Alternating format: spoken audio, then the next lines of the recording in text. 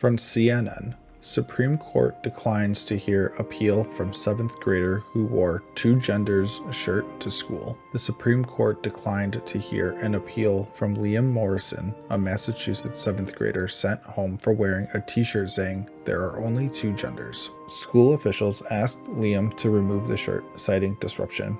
He later wore it with only two covered by censored tape, but the issue persisted. Justices Alito and Thomas dissented, arguing the decision limits students' First Amendment rights.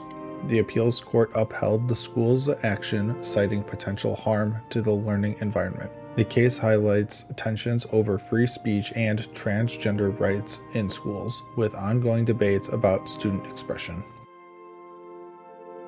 From Fox News, Chicago's bloody Memorial Day weekend leaves 22 shot, 2 dead. Chicago saw 22 people shot, 2 fatally, over Memorial Day weekend, according to ABC7. In Logan Square, a 35-year-old was unalived in a car shooting, and a 46-year-old was shot in the head in Humboldt Park. Both suspects remain at large. Other shootings included 2 people shot in their Southside home and 2 near a homeless encampment, 1 critically injured. The Chicago Tribune reports 139 homicides in 2025 so far, after 573 in 2024, as the city grapples with ongoing violence. From USA Today, NPR sues Trump administration over order to end federal funding. NPR is suing the Trump administration over an executive order to stop federal funding, calling it unconstitutional. Trump's May 1st order claims NPR and PBS aren't fair or unbiased. NPR argues it has a First Amendment right to free speech. 3 local public radio stations joined the lawsuit, saying the order threatens millions of listeners who rely on their news and emergency info. The White House defends the order, saying Trump is ensuring taxpayer dollars are used efficiently. The legal battle continues. From CBS News, Trump administration looks to end federal contracts with Harvard. The Trump administration is pushing to cancel $100 million in federal contracts with Harvard, citing alleged race discrimination and anti-Semitism issues. A letter from the GSA claims Harvard's admissions and student life practices discriminate and fail to protect Jewish students. Harvard, which faced a 2023 Supreme Court ruling against race-based admissions, says it's addressing anti-Semitism but won't yield to government control.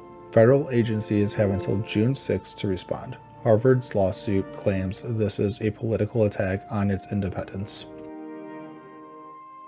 From the Post-Millennial, Trump slams Putin for playing with fire after Russia attacks Ukraine. President Trump criticized Russia's Vladimir Putin after a deadly attack in Kiev killed 12, saying he's playing with fire.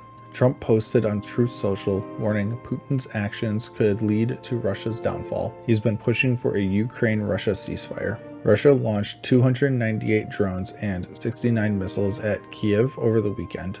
The Kremlin called the war an emotional overload, but thanked Trump for peace efforts. Trump is considering sanctions as Russia continues attacks, stalling ceasefire talks with Ukraine's Zelensky.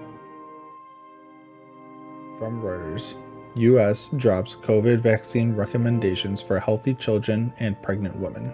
The CDC no longer recommends routine COVID-19 vaccines for healthy kids and pregnant women, per Health Secretary RFK Jr. RFK Jr., a vaccine skeptic, says this aligns with Trump's goal to shrink government. The FDA's Marty Makary claims healthy kids don't need routine shots.